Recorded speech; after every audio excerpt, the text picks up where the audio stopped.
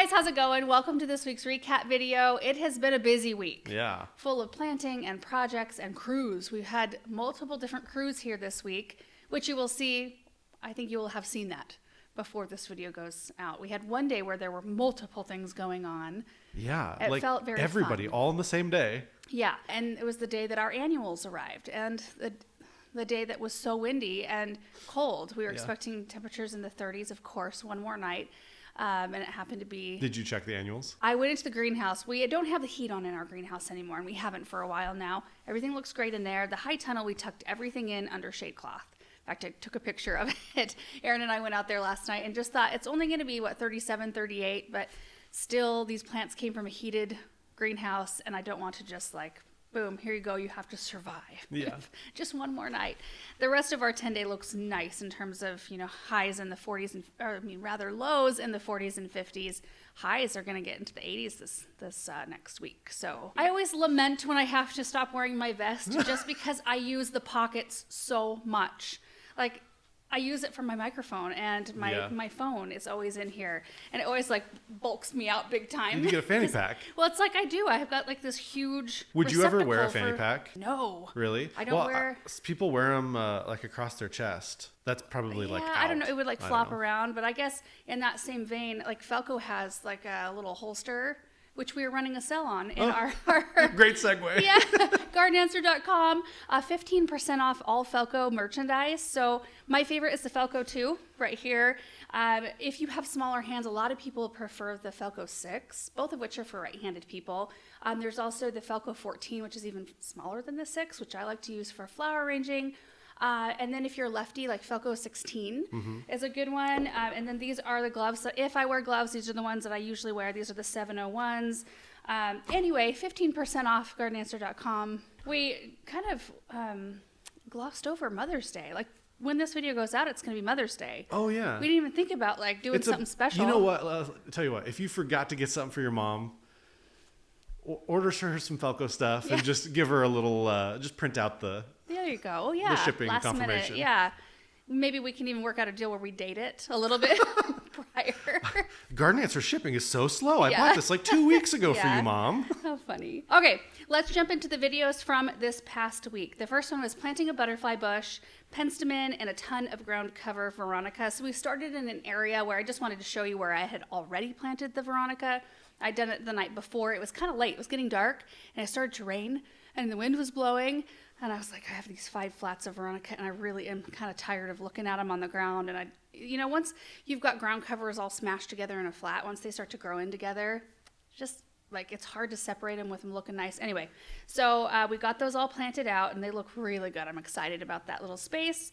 The penstemon was the Midnight Masquerade variety, and every single year, even though I have it in multiple spots, I always add it onto my order. There's some plants that are just good. And it's kind of area dependent too, some people don't have the same luck with every plant, but when you find those things, you just got to plant more of it. I want Aaron to do a plant tour.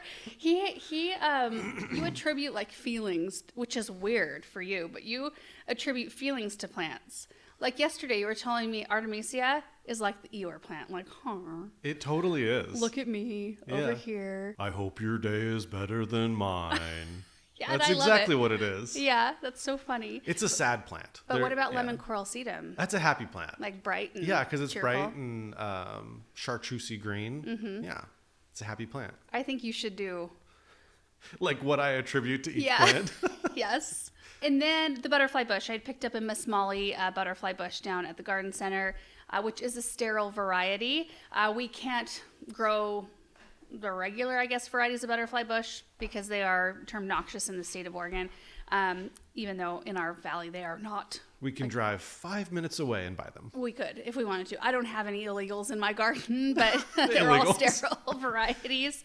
But the Miss Molly is really beautiful, and I'm surprised I didn't have one. I have Miss Ruby, Miss Violet. I've got, I planted Purple Haze, and they all died. I've got the Ruby Chip Junior, Microchip White, Microchip Pink. Got a lot of them out there, but not the Miss Molly. So Sarah said, will you be trimming up your Heptic Codium into a small tree? My Heptic Codium is still very young. I would like it to be shaped into a tree so that the daffodils I have planted around it will someday be under its canopy. With the one I have, it's the Seven Suns flowering tree is the common name, I think, and the variety is Temple of Bloom. And they're a type of tree that bloom very late in the season, late summer. And the Temple of Bloom variety in particular, I had another one in our townhouse garden that bloomed more white. This one blooms a little bit more like pinky, rosy red almost. The scent is amazing, and it's a very small statured tree. The one that we have out there that we planted the penstemon by, it does look more like a bush right now, which I kind of wanted for that space. So I don't plan on training mine into a tree in that particular spot at this point, because it kind of hides like our parking area back there once you kind of walk in on that stone pathway. If you're looking over, right hand side looking toward it, I'm hoping it just provides more of a block so you don't see cars parked over there. But you absolutely could just start, selectively pruning out branches, keeping a few, and then just shaving the branches down to where they're more exposed and you don't have, like leaves coming off of the bottom part. Amanda said, "Where do you get the creeping Veronica from? I immediately went to look for it, but I couldn't find anything on it." I picked mine up from my parents' garden center, and I think it's a pretty common one. I saw it at Home Depot a while ago. Yeah, I don't know if it's maybe a regional thing, like we grow it more here than other places, but I think it's a fairly common one. So just keep your eyes open, or talk to somebody at your local garden center. Oftentimes they can get it on an order for you. Randy said, "How do your kitties get their names? My husband thinks Douglas should be Douglas Fir," which was very apt. So Russell was either going to be Randall or Russell. I don't know why. Mm-hmm. I always like people names for animals. Cheddar was because he's the color of cheese, mm-hmm. and Douglas is just because I thought it was kind of funny and cute to have a cat named Douglas. There was No. No got his name because... It sounded like he was saying no. Yeah, I remember when he first started coming around, it was when I was up with Benjamin. We just had Benjamin, and I heard that no sound in the middle of the night, and I kind of freaked out, and finally... saw him out there and saw that I could attribute that noise to him because he was doing it while I was watching him. And he eventually, I think he's gone. He never was our cat. He would just kind of come through every once in a while. I'd feed him when he came through, and he was starting to warm up to me that one summer, and he would let me get I wouldn't really try to touch him all that much. That's probably why he would come close to me. But yeah. I haven't seen him in a couple of years. Chrissy said, "What are the drawbacks to privet? I just planted Cheyenne privet hedges because I live in the high plains near Wyoming, and I think it's the only hedge to withstand the high winds and drought we get. I also wanted the height to block more wind versus shorter boxwoods." I don't think there's a major drawback to privets. I mean, they will shoot branches up like a lot of other things will, and kind of fill in a space. I think they have their place for sure. They are a deciduous plant, and that's one of the reasons why other than the fact that the privets that we had when we moved in were all mostly dead. That was one of the main reasons why we pulled them out.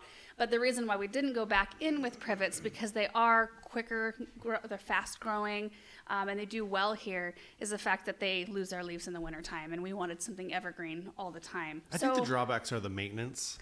They grow so fast. You got to trim them a lot, like multiple times a year. Otherwise, unless you just want to let them do their thing. Sure, yeah. Which they would create, we could toss them out in the dirt lands, and they would be an amazing large shrub out there. I think if you wanted to, and this is probably where they kind of went wrong with the privets that were in our garden, because I think we had Cheyennes, because if you let them grow, they would get 10, 12 feet tall. There's another variety called low dense, I think. Stays a lot smaller, and I don't think that variety was probably available when they planted the privets here, so they probably didn't have the choice to. So there's different varieties with different mature sizes, so you just need to pick one that kind of fits the scale of your area the best. I don't think there's any huge drawbacks. I think every plant kind of has its pros and cons. Yeah, they can, ours kind of died out in the middle, and they were needing, I think that's the problem. If you don't stay on the maintenance, if you try to trim them back after you've let them get out of control, then you're trimming them back to sticks, and it's not green. Because you're just seeing the interior of the plant, and it may or may not fill back in the way you want it to. So unless you stay on it. Right. So I don't know. I think too, if you choose a variety that wants to get 12 by 12 and you're trying to keep it in a 3 by 3, if you keep on trimming and trimming and trimming. I don't think that plant's going to eventually be happy with that. Yeah. As one would be if it's more naturally that size. Sure. Not that that's your problem. We've kind of wandered off into Yeah.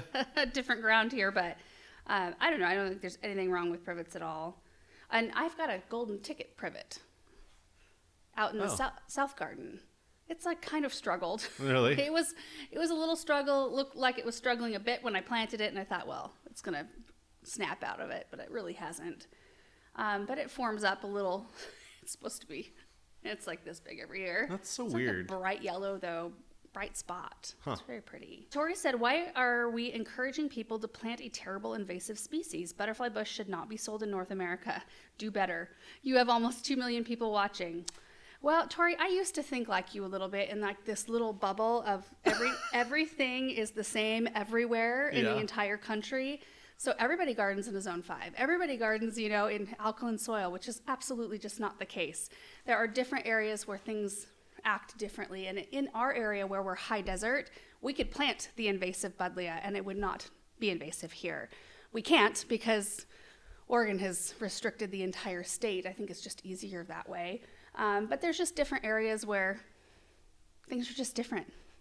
Yeah. I don't know how else to answer that question. It's true. Everybody can kind of fall victim to that, assuming that like the whole country or world is the same as me. I used to be that way. Yeah. Because you were big time. Well, the only thing I knew was gardening here in this area because that's what I talked to day in and day out at the garden center. I never really had to expand my knowledge or expand my thinking that way because I wasn't selling to people in a zone 10. Right. Or people in a high rain area. We didn't have those kinds of things that we ever even talked about. Yeah. So it was a huge eye opener when we started, making videos and started getting comments from you guys and learning about different struggles and different things that people deal with in different areas. But certainly if things are invasive in your area, you probably don't do it, which I don't. Like I things. could plant the invasive buddleia because Right. we could get one across the border, but I don't. Right. So all the buddleias I plant in videos are sterile. There you go. Avishador said, "Have you seen those plants that apparently glow in the dark?" Oh, yeah, that's a good thing. I'm glad you asked that because we were a little bit misleading in our conversation about the glow in the dark petunia. Yeah. Because I had heard, and that's like the worst thing, we should never talk about things just because of what we've heard through the years. But we had heard about a plant that had been crossed with like a glowworm or a worm that had some glow qualities. Yeah. And so that's just kind of what I assumed. It's a mushroom, Yeah. right? Like an iridescent mushroom. So they crossed a petunia with some type of mushroom, which is still like crossing species of plant. But it wasn't at least going in like... You're not going into the animal Yeah, kingdom. it's probably not something... I'm not really interested in planting it. But we were a little bit wrong in how we talked about it. I think that you said something about how like, I don't really know. Like we need to do more research, which is very true. Yeah, I feel like I was pretty clear about us not knowing anything about it. Maybe I should have been even more clear that like we really don't know anything about it. But yeah, like on the website, according to them, they crossed it with a mushroom. And, Which I don't know. How do you guys feel about that? It's like the tomato that was crossed with the snapdragon. Yeah. Right? That's the GMO maybe I should do tomato like that's caution on the... tape. Like we don't know what we're talking about in this little section of the video. But isn't there like that one tomato variety that's available at retail now? That seed that's a tomato. We could just call this the hearsay podcast. Yeah. Yeah, we'd be great at that. Yeah. That'd be the We'd like start the rumor mill. Yeah. Oh man. But yeah, how do you guys feel about that? Like crossing species of plants, because there's a lot of hybridization within categories, like tomatoes crossed with other tomatoes to create, something hopefully better, more resistant, more productive, that sort of thing. But then when you cross from one species of plant to another, how do you guys feel about that? Julian said, at 1630, the honeysuckle trellis, did you build that trellis? Is that in a video I might have missed? That honeysuckle trellis where we did a major prune on that honeysuckle earlier this year. I did not build it. It was here when we moved in, but I've been thinking about possibly putting some of those up somewhere. I think it would be a good project to share with you guys. It's just a really great way to add vertical interest and be able to experiment with some vines rather than having to put a tree in or whatever if you need some kind of a Speaking of that, what are you going to plant on that like trellis or thing I that was you've got going out to in do the South Garden? grapes. I was going to do Concord grapes because I thought it would be beautiful and fragrant. And then I figured out how much my grapes produced last year just on the tiny little plants that they were. And I was like, Too much. My parents are planting Crimson Glory vines on their pergola. And it's an ornamental grape. It does not have fruit. That might be a good You need to plant something that doesn't try to hang because it's too small of an entry. It needs to be something that only bushes out from the top of the arch. Does that make sense? Because like the roses that you've got, the entry to the to the vegetable garden, it's pretty. It doesn't work.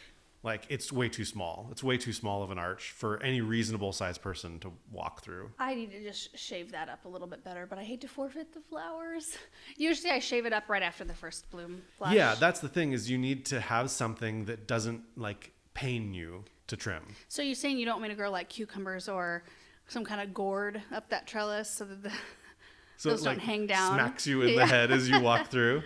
Noted, Aaron. Yeah. Noted. Okay, Kim said, speaking of smoke bush, have you considered the Winecraft Gold? Did you already have one? I don't have one yet. I just got one and will be planting it by my Miss Molly Budlia. Also in this video, I spied a couple of your charcoal hose links. Can you provide an update on some of your older ones and how the color fares in the hot sun? Any fading? Have you noticed any fading on the hose links? You know what? For the first time, I found like a pinhole in one of the hoses, one of our like older hose links, and it was like squirting out. It was right as you put the thing on. I don't know how old that one was, but that's like the first time I've noticed that there was an issue with the hose. We've had them. They're not going to last forever. No. I mean, nothing that you buy is going to last for 20 years. But we've had charcoal hose links for a few years now, and I haven't noticed any fading of color. No, they do great. Yeah, and we got some pretty intense sun, you guys know. Okay, next video is planting heuchera, rose trees, and ice plants, and a big windstorm. That project, or those projects, spanned over the course of 2 days because we were hit with a huge windstorm right in the middle, right after I got to planting the first 3 plants. And we did share a little bit of what that storm looked like. Thankfully, we didn't lose any trees. I actually had the camera set up on the willow tree and the heartleaf for a long time. So I'm like, it's for sure coming down today. And it didn't, thankfully. We had branches down and things like that, but no damage, right, that I know of. No. Yeah. I mean, if stuff would have come down, I would have been like, seems legit. Yeah, 60-mile-an-hour wind gusts. Those are always kind of scary. Donna said, do you get tornadoes? We do not. Have you ever? I remember when I was a kid, there was a tornado 10 or 15 miles away. Really? But it was probably like the smallest, whatever classifies as the smallest type of tornado. And I think it kind of like came and went. Sure. And it wasn't like it damaged anything. We get some pretty nice dirt devils. Yeah. Well, that's what they're called, right? Dust devils. Oh man. They can be really big and tall, but I mean, they're not like a tornado. Right. But they can bend our high tunnels, which they they can do some damage to buildings and high tunnels, metal frame, tubes, and plastic. Gardening Spirit said, we get winds like that because we are literally neighbors with the Atlantic Ocean. Crazy. I have a question about your North Pole arbs. Is that their natural way of growing? I know Aaron has tied them up in the past, but I'm just curious. My friend wants to plant them, but honestly, emerald green arbs seem to be better for us here in Eastern Long Island. So I'm wondering. They do just naturally grow up and taller. We've only ever had to tie up a few after heavy snow loads. Yeah, I don't know. I mean, even without snow loads, occasionally you'll have an arm. To me, it's not that big a deal to just tie them. Most of the time they just tuck back in too. Like there's a lot of times I'll just see like after a heavy rain or something, there'll be an arm kind of like weighing down. So I'll just go kind of shake the water off and just tuck it back up in the plant and it just stays. I haven't really studied like is it emerald green? Like side by side with the North Pole, but I am really happy with the color of the North Poles. They are such a good looking green. Yeah, they're not a yellowy green. They're like a deeper green. Yeah, and I want to say a lot of the other arbs that I've seen in the area, maybe people aren't taking care of them as well, but they have a little bit of a yellowy tinge to them. I don't like that, but the North Poles are just like a really good green. They really are. And I like them equally as a hedge, equally as well as a hedge as I do as a single specimen planted out in the flower bed. Yeah. We've got a couple just like perched out in the middle of, a flower bed. And I think they're really pretty planted like that. In fact, at Proven Winners Color Choice Shrubs, I had to think of what was that town? Grand Haven? Yeah. So Grand Haven, where we got to stay at the Test Garden like however many years ago. Yeah. And they had this big berm along the road and they had a bunch there's probably a picture we could pop up on the screen. And it's just like a little grouping of them at more mature height, and they're just so beautiful, just planted even like that. It wasn't intended to be any kind of hedge. It was like just showing what these things can do in a garden space, and I thought they were so pretty. Laura questioned, I have 4 limelight hydrangeas in a big planter, but I want to transplant them. When is a good time, after they bloom or winter? Usually if you can get after early in the spring, that's the best time to get them transplanted out. You can do it really though anytime, as long as you keep them moist. I mean, the warmer it gets, the more leaf canopy those root systems have to support, the more risk you run. But I think doing it when they're still dormant is probably the best idea. Britt Babe said, was like the Wizard of Oz there for a moment. It was. People burning? Wait, what? People were burning a field down below.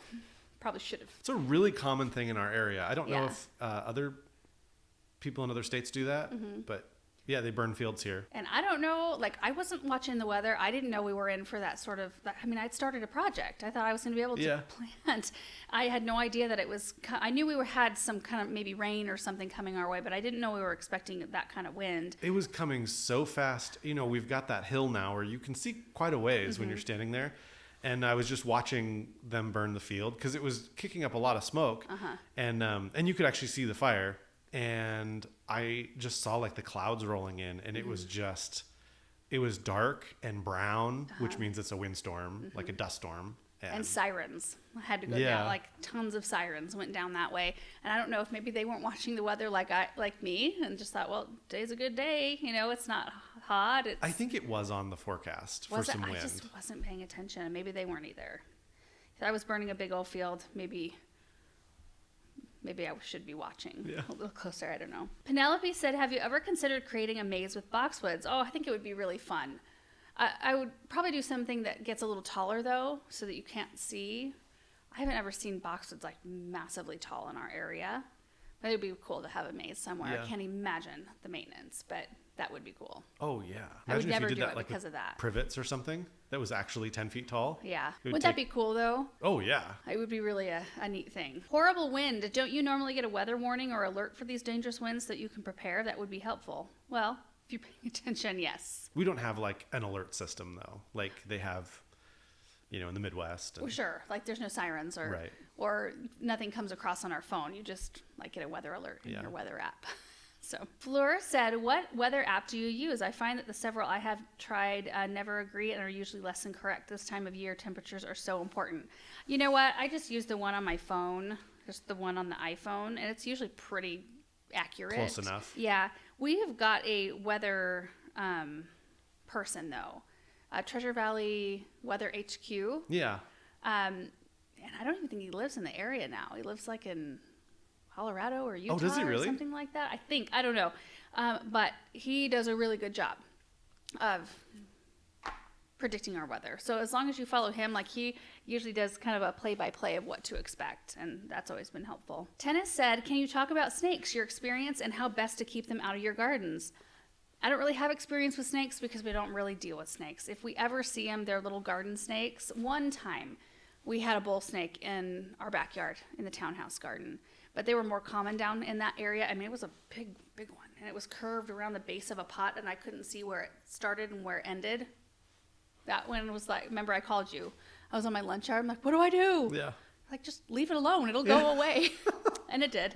But yeah, I've seen a couple of garden snakes here in our garden, but it's not something I actually ever think about. Yeah. So I don't have a tremendous amount of experience. Next video is planting the most glorious larch and a couple perennials coming out in 2025. So I had a conica. It was a Larch siberica conica. So it's a type of larch that grows about 25 by 6 or something like that. So it's very narrow and tall, and it's just so beautiful and soft. I like that larch. I do too. It's so pretty. And then I have the meadow rue. It's a new variety coming out from Proven Winners next year called Cotton Candy.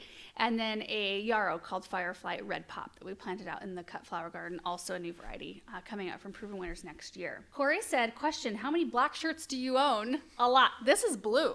This one's navy right here. Yeah. I know. Look at you. But you know what? I love not having to think about it. I literally never think about my clothes. Like before a work day, I just throw on a black shirt, jeans, my shoes, and then I roll. It's not something that's important to me. And I wear black because it doesn't show sweat. And I used to wear more colors down at the garden center, and then I started to eventually just wear black because it didn't show the sweat or the dirt. And it just was a very practical color. And I wear a lot of like big things because I do a lot of bending, especially now that we film it. I like want to keep it appropriate. And then I like things with pockets if possible so that I can carry all of my junk. And like phones aren't small, you know, and I don't really like carrying them in my pocket. So yeah.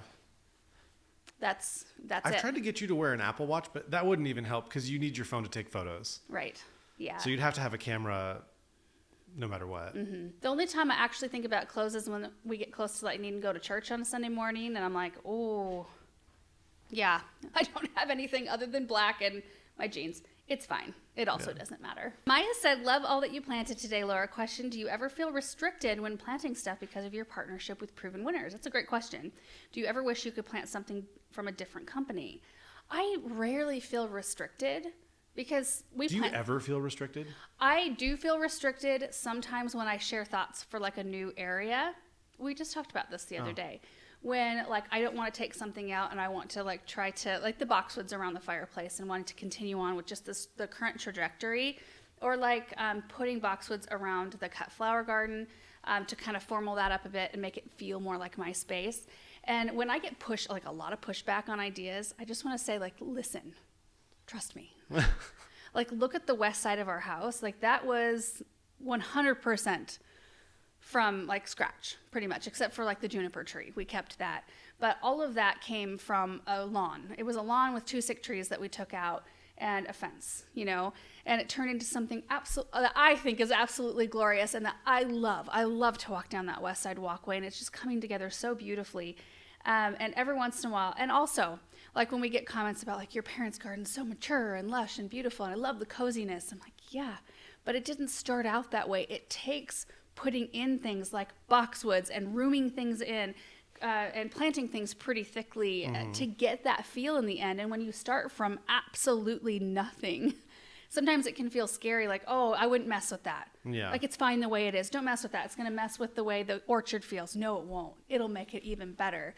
Like, just trust. You know, sometimes I feel like that. And sometimes it'll make me kind of take a step back and be like, well, should I? Yeah, and sure. and that makes me irritated at myself. Like, why am I letting all of these opinions? Because you kind of just need to trust your own. To trust my own gut on some things. Yeah. Like, it's going to be good. Just wait for it. Ultimately, it's your garden. Yeah. So, like, if you want to mess it up as much as you want or whatever, it's like, well, you know, you should be doing your own ideas. Right. And not.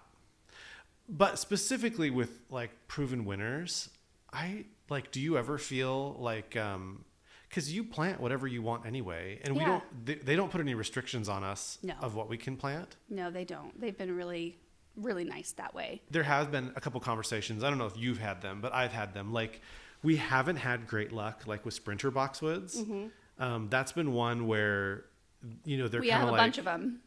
We have a bunch of them planted. Yeah. They're like, you know, we'd love if you planted more sprinters. And we're like, well, you know, for us personally, they just don't seem to perform as well. And that's kind of, there's regional issues like that where not every plant is going to work, but they're never like, well, we're not going to work with you then. Yeah. You know, they understand that there's different struggles and different things. And some of it, I always think, am I treating it wrong? Like, is it like, let me think if it's user error first. Am I pruning it correctly? Am I doing what I need to be doing for this plant to be healthy? Because I don't know everything about plants and how to treat all of these things. I'm learning too along the way. So I kind of look at that first. Yeah. Because we thought about that. Like, is the structure of these boxwoods because I'm not pruning them at the right time or pruning them enough, or, you know, that sort of thing. We've shared all that information too. Like, it's not as if we can't talk about it. We can't talk about our experience. So I don't know. Like, I feel like we're able to be truthful about. I respect companies like that more, and I want to support them more, even though some of their stuff doesn't work for me. Yeah. I feel like I respect you, and I respect what you're saying about plants, because you're not like trying to stifle me and sharing my honest opinions about things. They're not saying don't talk about it. Yeah. I feel like quite a lot of loyalty to them, actually. Yeah. You know, well, that and most of their plants are pretty dang awesome, especially when it comes to annuals. Oh. Yeah. Yeah. Oh, my goodness. Scott says, first off, I love your family, competent, and your passion. Question, can you give a quick schooling on USDA hardiness zones? Don't trust them. No, I cannot because I don't trust it. They say we're a 7 and we're not. We are a 6. What is that sound? It's the hose link. Oh, Bethany's pulling it out. Speaking of tornadoes, we do have quite a windy day outside today. It's kind of miserable, and I need to get out there and do some stuff. I get real weary of the wind, you guys. Like, I can handle pretty much any weather, and I can handle a windy day here and there, but I just day after day after day of wind, and it just beats you up. It feels, I don't really like that. Might need to skip a day here of posting just so we don't have to be out there in the freaking wind. Becky said, is that larch the same as a tamarack? Let me Google it real quick. Oh, hey, Benjamin. What's up? How are you doing? You worked? Yeah. Benjamin and Samantha just got back from a date with Nana. She came and got him for a cookie date. And then you went to Andrews and worked a little bit? Yeah, I got for 15 minutes, got $1. Oh, my word. That's a pretty good rate there, dude. Did you work at the counter, or did you help Monica put stuff out? I didn't, well, we kind of helped a person, and I worked at the front. Did you? Yeah. Good job, sweetie. Got $1 for Yeah? that. How was your cookie? Good. Was it? I still have some parts of it. Oh, you do? Mm-hmm. Saving it for later? Mm-hmm. Cool. Well, I'm glad you're home. Now I'm going to go in and play with Melissa. Okay, sounds good. Love you, babe.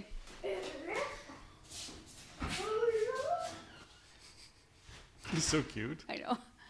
Anyway, I need to Google that because I don't, is larch the same as a tamarack? We don't, like, I don't know. I guess we just don't refer to things as tamaracks. Tamarack is a larix. Really? Laricina, commonly known as a tamarack, hackmatack, See, eastern larch, black larch, red larch, or American larch. I would have thought it was more like a pine, like a Well, type of pine. a tamarack, they are deciduous. They turn up yellow in the fall and then, push new needles Yeah, it's a native, beautiful native conifer that loses its needles in the fall. But the one that we planted is a Larix siberica. This is a Larix laricina. So there's a slight difference. They're in the same family, though. Nice. Brenda said, do you have problems with tree roots growing on top of the ground? I have a lot of them. My red bud was a bad one. We don't. No. Our red bud, there's no roots around that.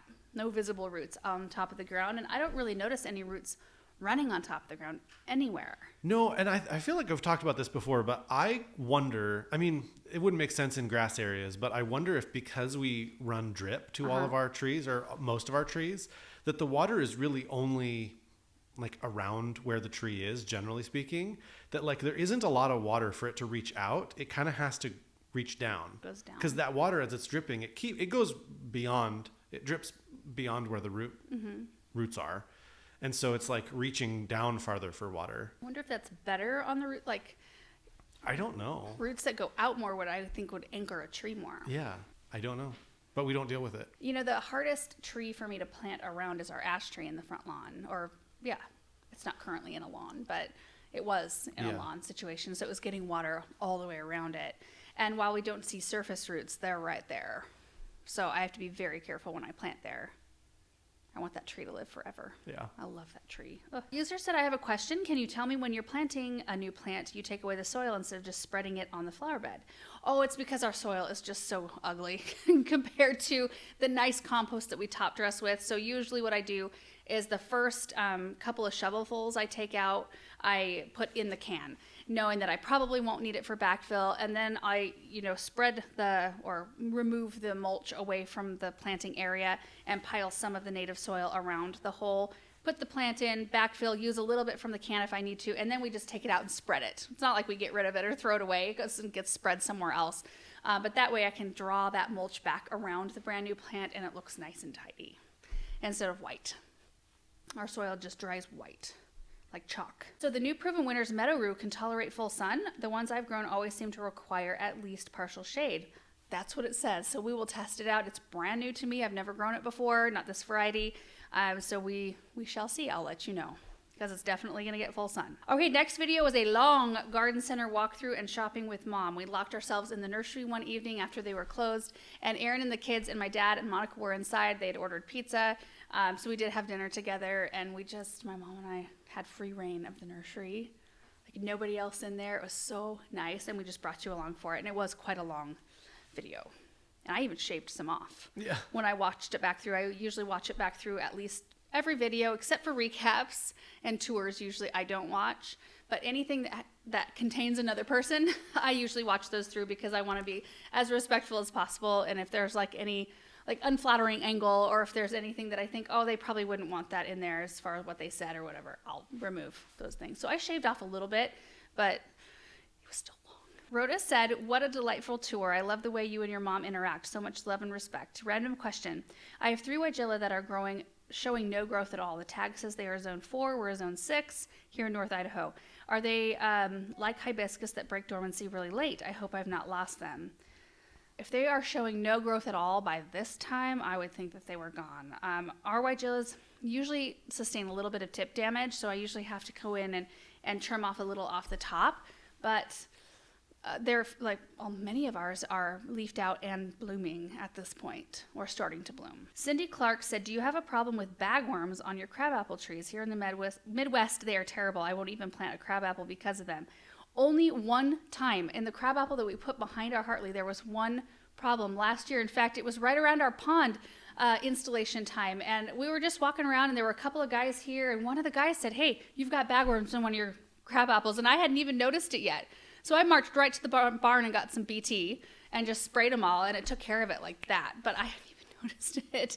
And I've never had that problem up to that point and have never noticed any since. So we'll be keeping our eyes open because now that I know that they can be a problem. BT took care of them though, which is really nice. BT targets caterpillars they ingest and it kills them. It doesn't hurt pollinators at all. Terry said, how does your mom decide what to order? Does she study catalogs or do the growers just send a little bit of everything or things that they think the customers would like? No, she does the ordering. She kind of knows. She has a really good idea of what they sell, even though they don't have a POS system. She kind of knows what they sell a lot of, so what to, have a lot of available and new things. She kind of keeps abreast of the new things going on. And a lot of growers will send out information like, here are some of the new lineup of plants. If you want to give any of those a try, a lot of times she has to get those on a pre-order. Yeah. Every once in a while she'll order something like, oh man, she probably shouldn't have ordered that many. And you learn from those sorts of things. Julie said, I don't see any drip lines. Do they water with a hose? In the heat of summer and low rainfall, I cannot imagine a whole day just to water. Yeah, it would take more than a whole day just to water. Everything is watered with a drip system that's buried underneath our compost. And in fact, Paul's taken to he'll take a little shovel out and he trenches, puts a little trench down where the drip line is going to go. And he tacks it down in the trench and then covers it back over with everything so that it doesn't surface above the compost. Because every time water runs through the drip line, it kind of shakes and vibrates, and it vibrates mulch off the top of them. And so we're having this issue where we were seeing the drip lines throughout the season. They just kind of emerge here and there. And when you go to all the work of mulching everything, I'm sure it was getting on his nerves. Oh, I mulched that spot, and no matter how thick you put the mulch down, it seems like they would pop up here and there. So now he kind of trenches them down. So everything is very efficiently watered. The only thing we use sprinklers for is the lawn. That's it. Yeah, and the orchard grass. Peggy said, so fun seeing all the plants. Any chance getting an update on Monica's backyard/garden? I will ask her. She said things are going really well. She's having a really good time with it. I think there was one tree that she put in that Tickle Creek didn't do well for her, but she's putting another one in, but in a different spot. So she's shifting some things around and having a great time doing it. Now that the infrastructure is there, I think that part can be a little bit overwhelming. And we took that yard from just a sloped thing to something pretty awesome, I think. And they were just so happy with it. And it's fun to just kind of give somebody that and be like, now just have fun. You get to do the fun part. The infrastructure's done. We even put the drip system in last year. We did not do the grass sprinklers. Pedro did that. But anyway, it would be fun to go back and see what it's looking like. Vianne said, does anyone move to your area because of your videos? I doubt it. Not that I know of. I meet a lot of people at the garden center that move to this area from different areas, but not just because we live in this area. Yeah. I wouldn't. I wouldn't if I could give you advice. I would say no, move somewhere with more rain. It's easier. Yeah. But then there's drawbacks to that. Yeah, right. Lisa said, do either of you or your parents have trouble with rabbits and deer eating your young plants? If so, what is your best solution? We do not. We don't have problems with either one. Sorry. Impatient Gardener, though, I would recommend you watching her stuff if you need some advice on deer proofing and rabbit proofing because I know that she deals with that. And she's, I trust her as a source for sure. Next video, and I think the last video from this week, was planting 5 big gorgeous evergreens and 2 lilacs. So we planted 3 weeping Alaskan cedars in the dirtlands, not in the dirtlands, in the south garden. And then we planted 1 Oregon green Austrian pine in the south garden, 1 out in the dirtlands, and then 2 lilacs out in the dirtlands. And that was just a fun project. I mean, those cedars, they just, I know you don't want to overdo it with stuff like that, look like that, because then it looks like too much. Sure. You just need a little bit every so often, but like part of me just wants to go crazy and just put them everywhere. They're so pretty, but it would look weird if you did that. They're gorgeous. I love them. And the Oregon greens are perfect where they ended up. And then having lilacs. Lilacs everywhere. They do well for us because they handle our high pH without showing any signs of stress. And I just love them for their spring color. But Cheryl said, gorgeous trees, great day for Aaron. Was a good day the tractor. for me. How do you keep the birds from nesting in your hose links? Use them a lot. Yeah. I mean, ours are used a lot, and I don't know if that's discouraging to them, but we've never had one try to nest. I've never even seen them try. We've had a wasp try to make a home in one out in the greenhouse before, but that's easy to handle. Buggy said, love the evergreens and locations. Beautiful. At 1947, I noticed a big leader limb on the deciduous to the left. Would you typically leave this alone and hope the others catch up? I don't know. Should we trim it or? Those Corinthian lindens are weird. Yeah. I've never seen a tree act the way those do. All of them, all 3. There's 4 out there, 4. isn't there? I think we planted 1, 3. 2, 3. You're probably right. There's 3. Yeah. I thought there was 4. Yeah, all 3 of them are shooting up just random branches. Yeah. While the rest of the canopy just stays. Crop failure. I don't know. But the trunks are expanding. Like the trunk's getting bigger. Yeah. And the canopy is just kind of hanging out, except for those like 6-foot random branches sticking up. They all want to be dwarf. Yeah. So they're not growing up. They're just growing out. Mm-hmm. But they're not, the canopy's not widening out. And that's so annoying when you've had a tree in the ground for like 3 years now, or this is their 4th season in the ground, maybe. Yeah. When you could have planted something else possibly that would be much bigger by this point. You really wanted those Corinthians. And Corinthians don't actually get that big in the end. They do. We have very little that's going to end up actually being a legit shade tree out there. Well, to Aaron, a shade tree is something that gets like 60 feet tall and 40 feet wide. Right. But shade, anything can cast shade. But I can't plant that many out there that get that big. Otherwise, you'd be so limited to the amount you could plant. And you'd have to allow room for those things. So you'd be limited in the amount of things. Yeah, I suppose. Like, where the London plane tree is planted out there, and it leafed out and got nipped by that frost. And I'm kind of like, oh, part of me kind of wants it to die. Because while they are big, gorgeous shade trees, it is going to, and I don't know how long it's going to take for them to get there, but I am limited. I can't plant things around it. Yeah. Not a lot. Because it's going to take up so much dang space in the end. Kathy said, I'm so glad you are transparent about the Sumax. Yes. So I talked about the Sumax. And I will admit defeat on that one. So I planted Tiger Eye Sumax because supposedly, they are not supposed to sucker as bad as the older varieties. And I kind of believed it for the first couple of years because they didn't. They just stayed to themselves and did their thing. A couple little things come up, but that's kind of normal of a lot of things that we plant. And then last year, and I think maybe this is where I went wrong, but they started to kind of run amok a bit. And I thought, let's just leave them until after we enjoy their fall color. Should never have done that. We should have taken after them earlier and just not let them do that. Well, I told you not to mess with them. Do you remember? I was like, don't touch those. Don't trim them back. You sensing the sass right now in this conversation? Aaron. So yeah, I should have messed with them. I should have cut back the growth that they were pushing that spring, and that might have helped them because I think I let them just sit under there and just charge up, and now it's a little scary. It's going to be bad. I'm afraid it's going to be a bamboo situation. Well, possibly. So last year when I took after them later in the season after they had dropped their leaves, and they were it was a glorious show. It was. I left the 3 originals that I planted, and then I left 3 plants that they had pushed that had formed kind of a nice shape. I thought, well, we'll just let it be kind of like a bigger drift. We're going to remove those 3 that I left, plus all of the others that are starting to pop up Fortunately, they are easy to pull. It seems like the roots run right under the surface, but they're kind of thick, like thick branches underneath the soil surface, and then they pop up everywhere. And then I think we might try to maybe bury some kind of a barrier, some kind of metal flashing or bamboo guard or something like that.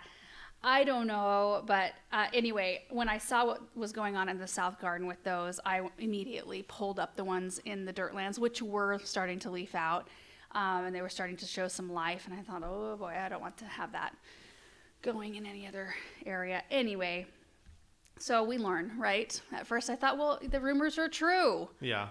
You never know until you try something, I guess, especially in that case, because they were supposed to be a type that didn't do that. They just really like our area, I guess. The amazing thing is they're popping up everywhere where there's no water. Like, we water everything with a drip system, and they don't really care. They're just going for it. So if you want a low water required tree, that's the one for you. Christine said, how exciting, have you planted the Paraspalier? Not yet. We need to do that. We could do it today. We could, actually. Well, actually, maybe not, because we've got Nathan coming today and Pedro. So Nathan Millad, with Millad Tree Farm, who brings the great big spruces, he's coming just with his small spade because there's a few trees we would like to move, 3 of them. We need to, we'll show you. Yeah. I'll probably show you in a video. We need to dig 3 and we'll move them out to the dirtlands in order to work some other projects. Cammie said, I guess you don't get all these big trees for free. No, we don't get everything for free. We buy a lot also. Yes, we do. That's where a lot of our money goes. You don't buy clothes. Well, that's true. See, that's another reason. If I don't have to worry about fashion and keeping up with trends and stuff like that, I get to plant so many more trees. She also said, have you thought of buying many smaller, cheaper ones and planting them right now, which they would all grow into a big size, or do you prefer to plant bigger, more mature trees? If we can, we prefer to plant the biggest trees we can, because you just gain so many more years. But I do see where it would make more sense to plant smaller things, like especially along the back of the dirtlands where we've got that big stand of trees, and shrubs and things along that ditch. I don't really feel the push to plant as much right there, or we could plant a lot smaller things because it already looks so full. Yeah. But areas where we're trying to be strategic about, creating a block and creating a privacy hedge, really, I would prefer planting as big of ones as we can. And I think you're kind of in the same. Yeah. CJ741 said, you didn't water the holes on these. Would that help settle the soil? Possibly a little bit. I don't know. Getting in there and tamping them down, like with one of your guys' weight, you guys can get in there and really do a lot to settle the soil. And we did end up planting them quite high, especially the Oregon green in the south garden. That one's nice and high. Yeah. We did water them all after. We did. And even if they settle a bit, planting them that high, they could settle a bit and it won't even matter. Casey said, how long does it take for lilacs to bloom? I have 2 and this is their 3rd season and they still have not bloomed. They should by now. So unless you're pruning them at the wrong time, or if you have deer grazing on them, they should only ever be pruned right after they bloom. Because they bloom on old wood. It takes that season, the current season they're in, to form up buds to bloom on next year. So maybe think about that. I don't know if you've done any pruning on them. If you have deer pressure or anything eating on them, they could also eat off the buds and then you wouldn't get any blooms. Gardener Phil said, I feel as if we blinked and that whole south area has been completely transformed by all of those fabulous trees. I feel that way sometimes too. Sometimes I look back to what we started with and it's wild to me. It's wild. Oh, yeah. Because every once in a while I look and I'm like, oh, there's so many bare areas and areas that I'm like, they don't look good yet. But when you look back at what it did look like, especially after, we had the whole thing leveled and it was just white powder out there, it's come a tremendous distance since that time. The new auger attachment seems to make quick, light work of digging those larger holes, or is it good editing? No, it's quick. Oh, it's super fast. Like, it feels like it's under 60 seconds. Yeah. It takes longer to get it hooked up than it does to actually auger the holes. It's pretty incredible. All right, guys, that is it for this week's recap video. Thank you for all of the comments and questions and all of that. Reminder, 15% off Felco products on our website, gardenanswer.com. Hope you guys are all having a great start to your week, and we'll see you in the next one. Bye.